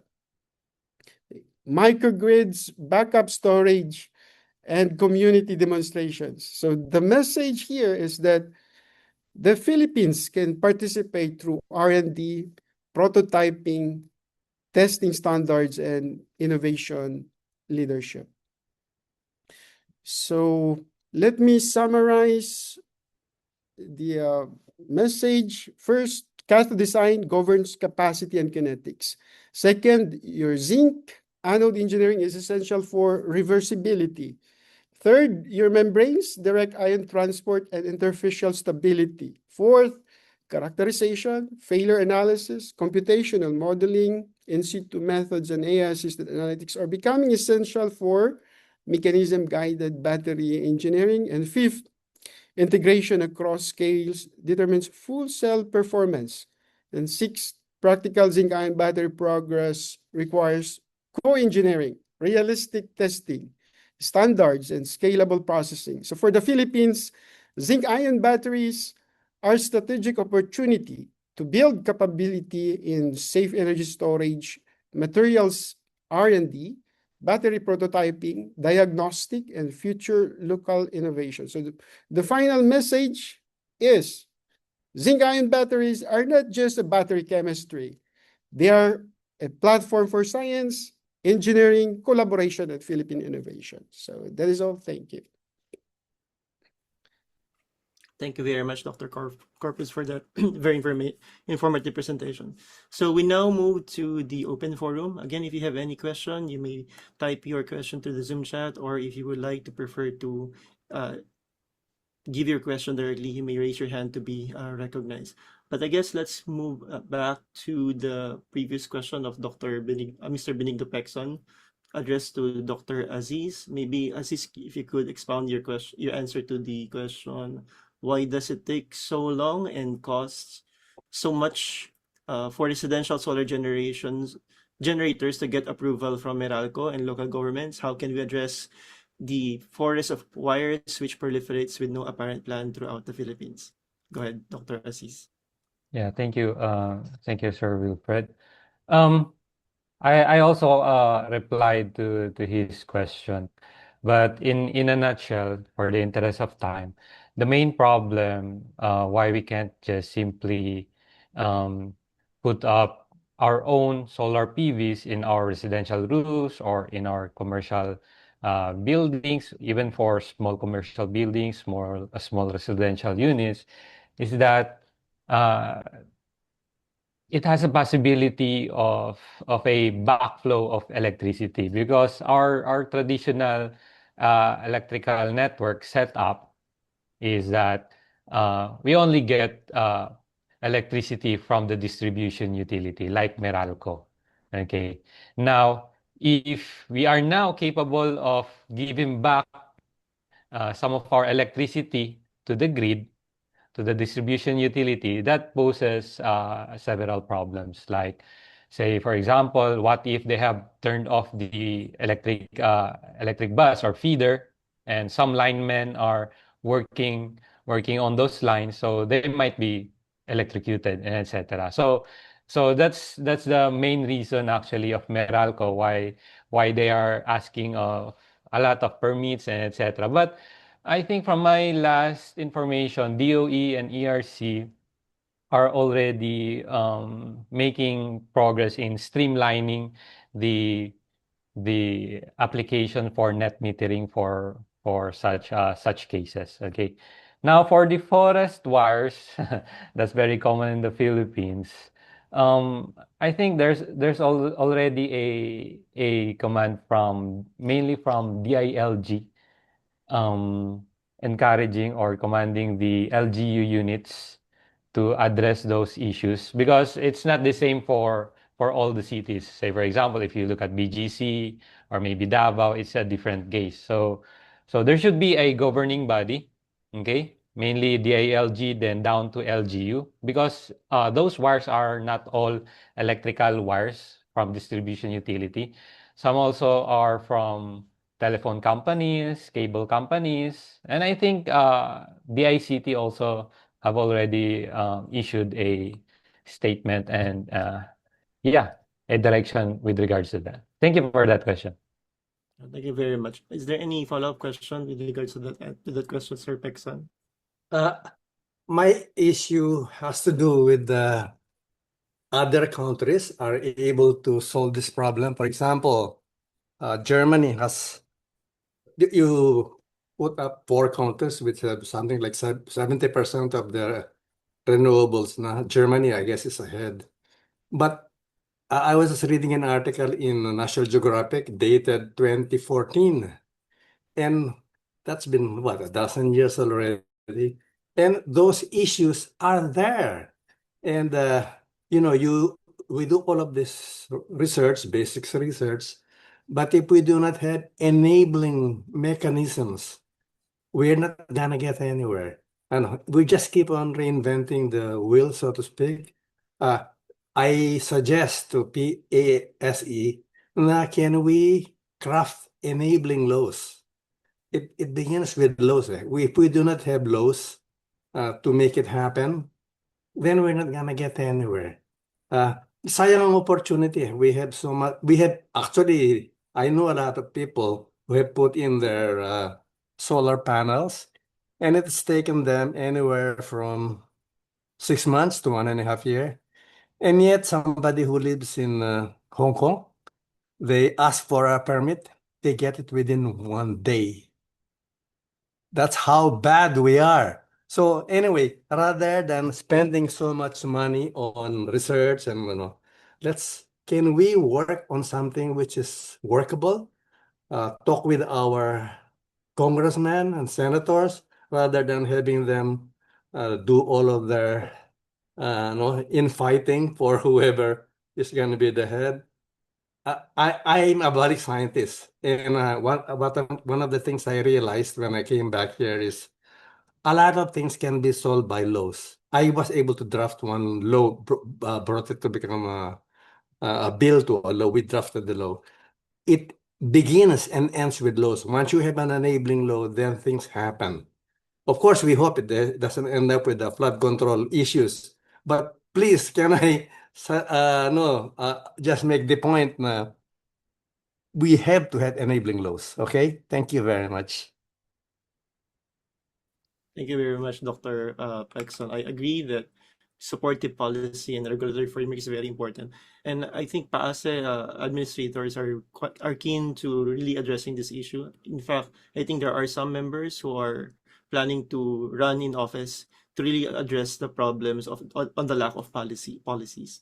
I guess let's proceed with the next question addressed to Dr. Corpuz. There is a question regarding their research group studied in PVDF, calcium oxide, doped gel polymer electrolyte for lithium-ion batteries. While the technology showed promise, the key challenges included large-scale PVDF production, the doping process, and achieving uniform nanoparticle dispersion. Given these challenges, do you see nanomaterial enhanced electrolytes and separators becoming commercially viable for zinc-ion batteries, and what developments are needed to make a large-scale development feasible? Go ahead, Dr. Corpuz. So I think to answer if it's nanomaterial enabled can nanomaterial enabled components be manufactured in the Philippines? How can we do it? So I think yes, I believe, but yeah, we need to explore our local materials to make it low cost. So now, a lot of researchers actually dealing with yung mga biomass, turn it, like, for example, into carbon. That's, you know, in our case, you know, we're doing it, you know, as much as possible. If we can make use of our local resources, make it into nano, then this could, I believe, make us a sustainable platform for zinc-ion battery. Not only research, but in the future could be manufacturing or pilot deployment of this zinc-ion battery. So where to start? Of course, now the problem is no longer the chemistry, I believe. Okay, no longer the battery chemistry. The problem is in the translation side. So we don't have manufacturing, okay? No manufacturing in the country, especially for the rechargeable batteries. So there are already startups, maybe a few of it. We have sodium ion, we have lithium ion phosphate batteries manufacturing. But for the zinc, since it is an emerging battery, what we could do is maybe produce our own through 3D printing. This we already started, so we can start by incorporating your battery into a device. Okay, so we will not be doing it as a maybe as a battery manufacturer, but it could be already be incorporated. For example, one of the cases, a startup doing, in the case of aluminum air battery, he's making a lamp out of it. So he is not tawag nito. It's no longer as a battery, but it's already a device na incorporated yung battery. So we can also do it in the case of zinc-ion battery. Okay, so and then for the, like, for example, for the lithium ion, so it's already actually deployed. No, for sodium ion, now one key problem is yung ating standards. Okay? So there are cases when a big company, startup company, already produce their cell, but the problem is they cannot deploy it because the law restrict it. So yun ang naging problem, and then nasarado yung company. So it means we should not only look at the tawag nito, kung possible ba yung nano, but can it be realistically done in the country?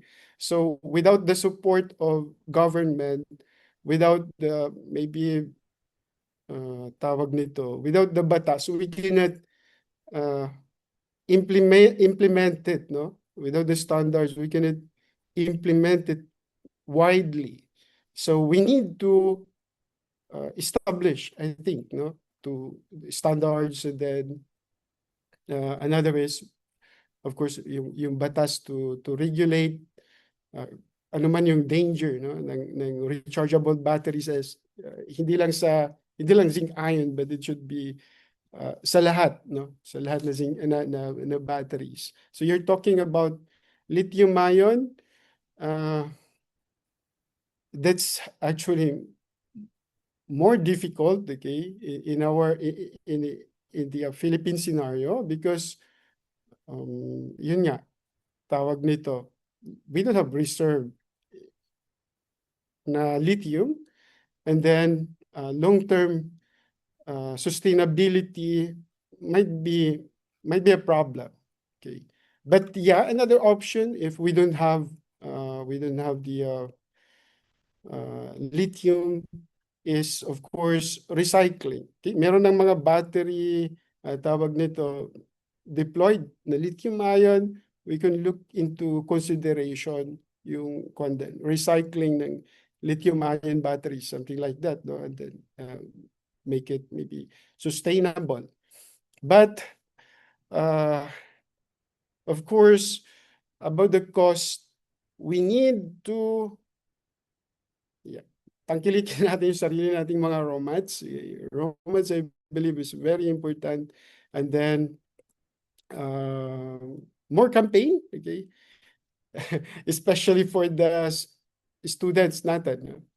Ngayon kasi parang napaka-niche ng battery sa Philippines. Maybe there are only 3 to 5 laboratories doing batteries in the Philippines. And this require, of course, investment, especially if you want to tawag nito, to focus on manufacturing of lithium. So lithium, other than tawag niyan, the material problem, there's also concern about safety. Okay. So these are things that maybe hindi pa natin na-consider, but what if, no? What if may sunog, no, because of this technology, and then we are not prepared. So we're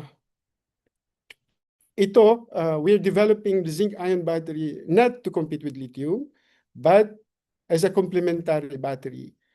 And then the application is not with the EV, but it will be for the energy storage stationary that we can deploy sa ating islands. And of course, as of now, we need manufacturing partner. So if we can maybe invite foreign investors to tawag nito, to put up zinc ion battery facility here in the country, that will be better. But as of now, it always depends on the direction of the government. So if they will not allow it, it will be a big problem. So it's always, I think, we are dependent on the pleasure of the direction of our government. Kung walang batas, walang standards, then it will be very difficult for for a researcher to scale up his product, even if the chemistry is already proven or already prepared, but if the environment itself does not allow it to be produced, then it will be a challenge. So, ayun. Hindi lang about research, but of course, long-term sustainability ng battery research. Mapanano man yan, or electrolyte, or components of batteries, we need to look into consideration the bigger picture. After all of these efforts we have, can we really manufacture this? So that's the biggest question that we need to address. Dahil researchers might be expert in his little knowledge of the field, but yung broader tawag nito deployment, it requires participation of a lot of stakeholders. Hindi lang academia, hindi lang isolated research, but it will be the government. May mandato ba to do it or produce that kind of battery? So as of now, I think research is good, but we need to strengthen the human capability, especially for not just for the zinc ion battery research chemistry, but yung buong tawag natin, the ecosystem of battery itself, whether it's sodium, whether it's lithium or zinc, we need to strengthen the human capability, and it will start with dun sa education. So, and in this case, Jan, I believe mas maganda si zinc, because for school demonstration, I cannot easily tawag nito, use lithium or sodium ion technology to demonstrate it to a child that this is how battery works. But zinc ion battery, we can do it.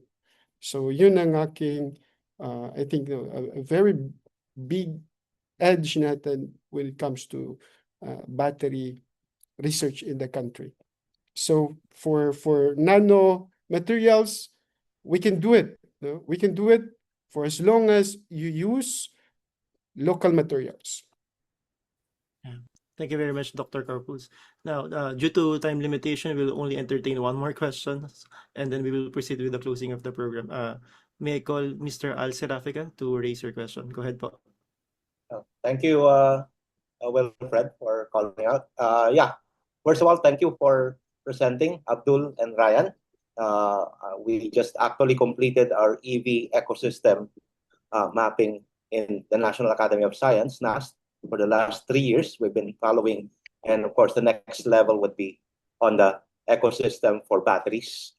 As you highlighted, Ryan, you're only one part of a 5-member team that needs to solve a problem. I'm glad, actually, Abdul, I've been asking your team, together with VC Carl, there's actually a move now in UP, I'm a consultant for UP Tech Transfer, to electrify, solarize all the UP campuses with a 6 billion peso budget allocated already.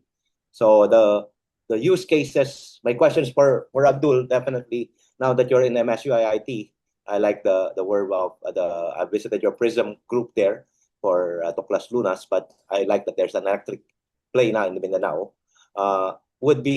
Is there an existing use case for schools where a proactive energy management system is in place, optimizing the utilization of the capacity for solar?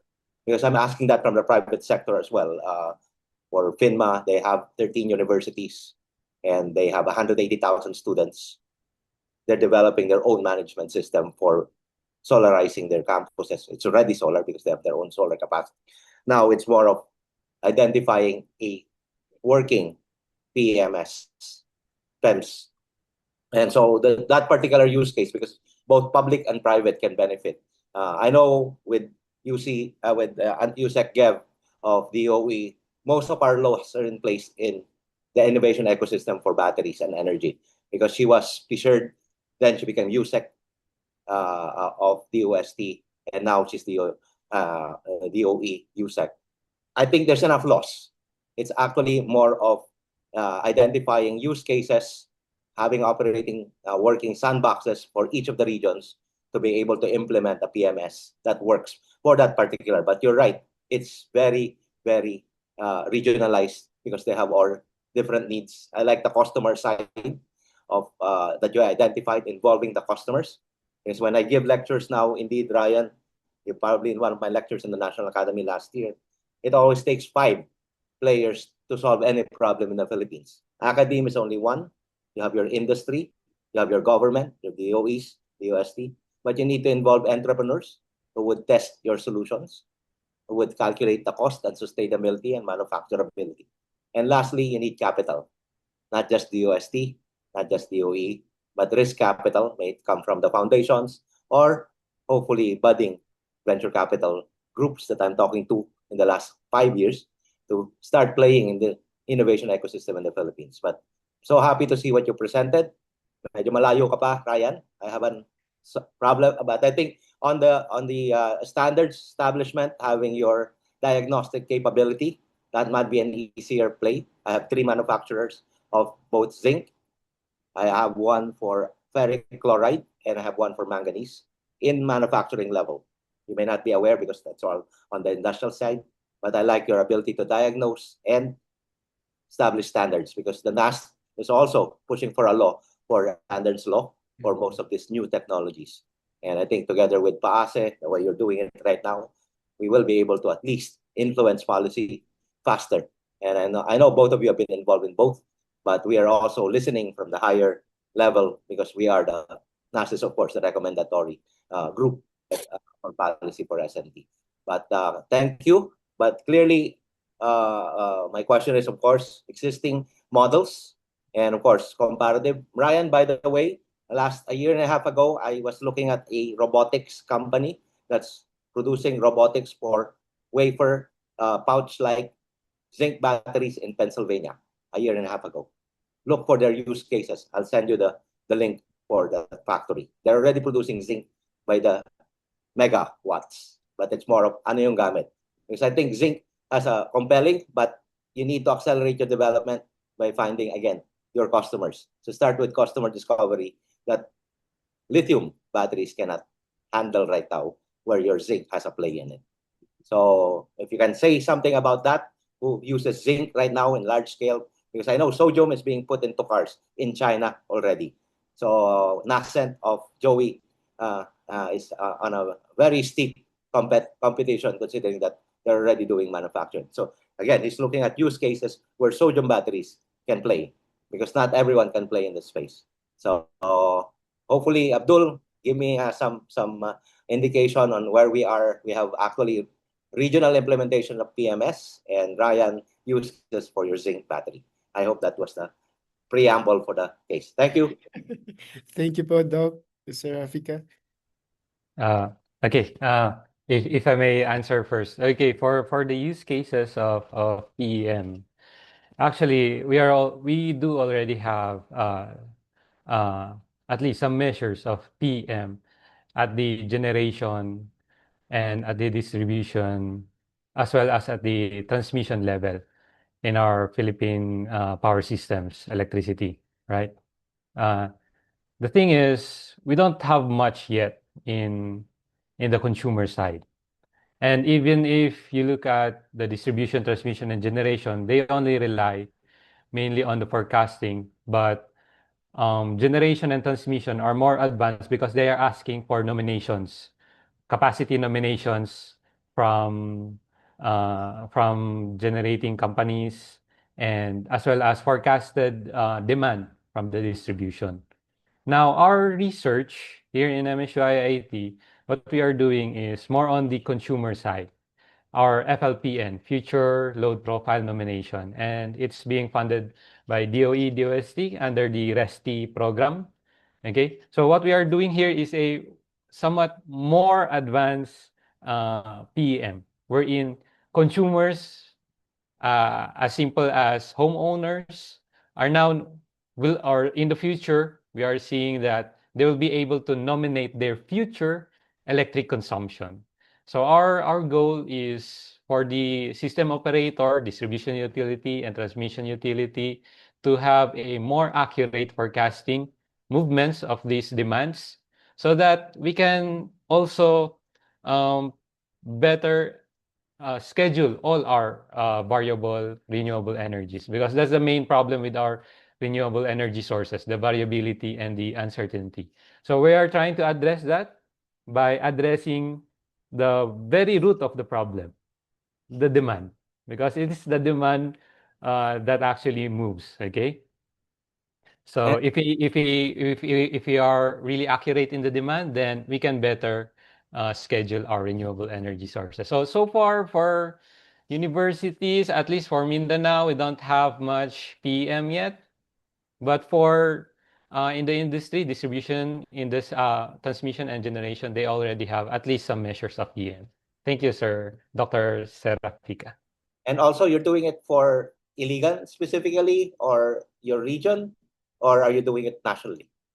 Actually, our collaborators for the RESTI project are Meralco in Luzon, the Sureco in Davao region, that's a bit far from Iligan City, and ILPI from Iligan City. So we don't have one yet in Visayas, hoping to find one in Visayas, but we are looking for collaborators, partners. Aboitiz says Sureco is the biggest distributor partner. They just opened up actually two coal power plants recently, just to augment the yellow alert on Visayas grid. So, but I'm glad that you're already doing some with Meralco. But the same, I have a 5 kilowatt roof solar here in my house, and the same problem as Bentex on. Meralco has never been able to attach it for the last 5 years. So I've always had excess capacity. So I'm wanting to do a microgrid in my village to be able to manage the whole microgrid for North Green Hills man lang, for us to combine capacity, charge a battery, and then lessen our consumption within our neighborhood association man lang. That's another use case that I've been wanting to see. So school is one part, but Class A subdivisions or Class B, whatever subdivisions, if we can turn a management system for there, where they can benefit by, one, of course, being nominated to the management system, having a battery assembly, and then eventually lessening. At the end of the day, magkano yung matitipid ko pag sumama ako? I think that's a number. You can say 10, 20% of your bill will be lessened by election as a consumer in your program. That would be the selling point. I can sell that, host more use cases, not only in the regions, but also in Manila, in micro pockets of. Thank you. Thank you Ryan, very much. sino gumagamit ng ang zinc mo na pinakamalaki sa buong mundo? Para naman may taas tayo, hindi lang puro problema yung sinasabi mo. So as of now, Doc, actually, there are already pilot cases for the zinc ion batteries. No, we already have, I think, the tawag nito startup, no, in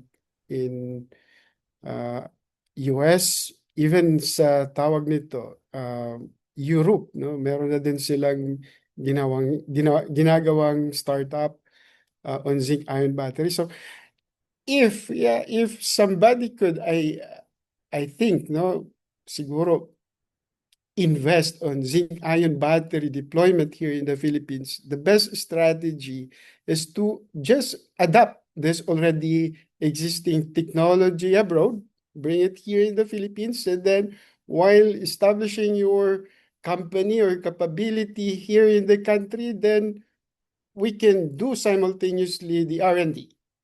So this, I think, no, of course, require more drive ng ating politicians or even investors or business sector to adapt this technology, especially for energy storage na stationary data centers. Okay, this I believe will require more storage.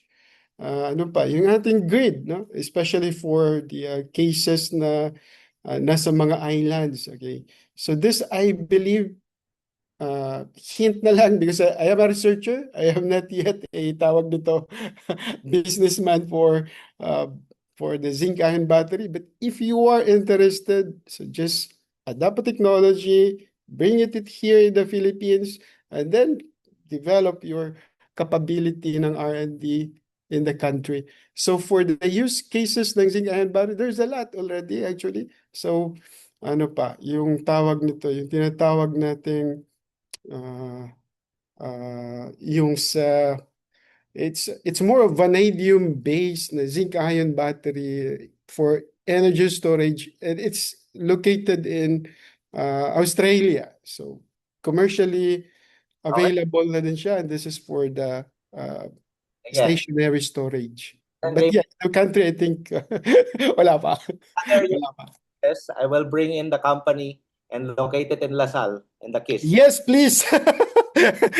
We will be happy to collaborate, Doc, no? Especially tawag niya the battery talaga na magmamanufacture. And we can do science. We can do research.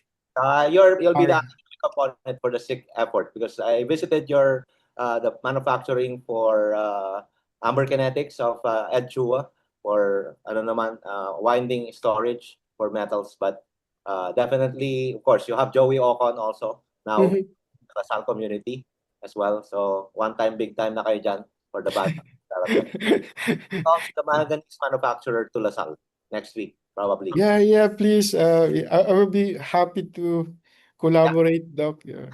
Look for the Especially. manufacturing side already on that. But his interest is on the diagnostic and the standard testing. That way he can be qualified to be. Kasi the ultimate measure of a battery reliability, if you can get an insurance company like a Swiss Re to reinsure your battery to be guaranteed from 7 to 10 years, for you to be able to get financing from the multilateral lenders like AD, World Bank. There is a battery that I'm looking at that has Swiss Re insurance. Ganyan kaya tindi ang labanan pagdating sa baterya. So it's not just cost, reliability, but even far ahead. Gaano katagal ka na tumakbo? 10 years ka na ba? Can I guarantee? None of the Chinese batteries can guarantee that. There's one US company I've been talking to for the last 3 years, able to insure the use of their battery for 7 years. But again, that's part of the calculation in this ecosystem. Just that you guys know who's operating the battery. Yan ang kalaban natin. Kaya nilang ma-insure na tatakbo sila ng 7 taon na pwede silang pondohan at i-finance. So, yun ang challenge ko sa inyo. Thank you very much, guys. Sorry I took PAASE, but thanks again for organizing this talk. Thank you. Thank you so much, Dr. Sharad, for writing the discussion. Apologies that we cannot entertain more questions, so we will proceed with the awarding of certificates. So at this time, we shall proceed with the presentation of certificates. Ms. Feb, can you flash the certificate? If you have more questions, feel free to email our speakers now. So this certificate of appreciation is presented to Dr. Abdul Aziz Guevarra Mabaning for being our speaker at the Philippine-American Academy of Science and Engineering webinar titled Proactive Energy Management Framework for Accelerating Renewable Energy Integration, held on June 24, 2026, presented this day with our deepest gratitude, signed by Dr. Maria Margaret O. Peña, President of PAASE. Congratulations and thank you very much to Dr. Abdul. Thank you very much also, PAASE. Thank you. Sa ulitin. Definitely sa ulitan. The same certificate is awarded to Dr. Ryan Corpuz for being our speaker for the webinar titled Material Synthesis to Ion Battery Architecture, Cathode, Anode, and Membrane Engineering in Zinc Ion Batteries, held today with our deepest gratitude, signed Dr. Maria Margaret O. Peña, President of PAASE. Maraming salamat po, Doc Ryan. Thank you so much, Doc Wilfred. Looking forward to collaborate with you. Thank you. Thank you very much. So to formally conclude today's webinar, may I invite the Vice President of PAASE, Dr. Angeline Lau, for her closing remarks. Okay. So I'd like to thank direct co-chairs, Dr. John Ryan Dison and Dr. Wilfred Asbulgar, for organizing this special series of energy storage talk. Special thanks to our speaker, Dr. Abdul Mabaning and Dr. Ryan Corpuz, for sharing their outstanding work and demonstrate how Filipino researchers can help shape the future of energy and technology. So we see that renewable energy and advanced energy storage systems, there's a growing opportunities from the discussion that Filipino scientists, engineers, entrepreneurs, and policymakers, that they need to work together in translating this kind of research into something more impactful and also bring economic opportunities to our countries. So thank you and have a wonderful day. And on behalf of PAASE, I would like to also promote that I would like to also invite everybody for our next REC webinar on June 26th, which is this Friday, featuring Dr. Ron B. of UB Biotech. He will be discussing rewiring CRISPR-mediated defense in Pseudomonas and Arugodinas via horizontal gene transfer. Okay, thank you and have a nice day. Can we have a picture? Everybody open their cameras and show your faces so we can take a picture of this momentous event. Thank you, Al, for your participation again. Really nice input. The conversations like this really point the way forward. At saka we can connect each other from the bench top to the community to where we can find the application of this. So that's really great. This is our purpose, Al, from the NAST to the builders of society. That's what we found was missing in last year's fireside chats, yung mga implementors. The ideas are there, but these young men are the future. They're going to build the bridge to the future. So thank you. Okay, guys, have your pictures. Open your cameras and Feb can take a picture. And thank you for coming, everybody. 1, 2, 3, smile. Oh, pag wala kayong picture, hindi makikita mukha niyo. 1, 2, 3, smile. Thank you, Mark. Sorry, I couldn't make it to Bataan. I'll make it up. Stage 2 po. Yeah, you 1, missed 2, something 3, big. smile. Babawi And ako. you were missed. Okay na po. Thank you. Okay, thank you guys. See you on Friday. Thank Thursday you. here. Bye. And then future seminars. We have more exciting seminars. Yes. Guys. Maraming salamat po. Thank you.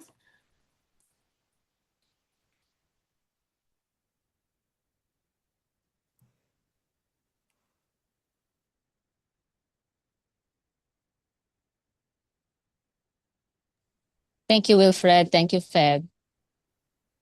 Thank you, Feb. Bye. Leaving na rin ako.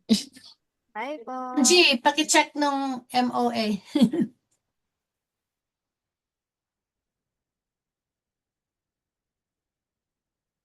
Bye po, Doc Marge. Thank you, Miss Feb. Salamat po. Thank you, Wilfred. It was really great. Thank you for inviting our great speakers. Sige po. Very grateful.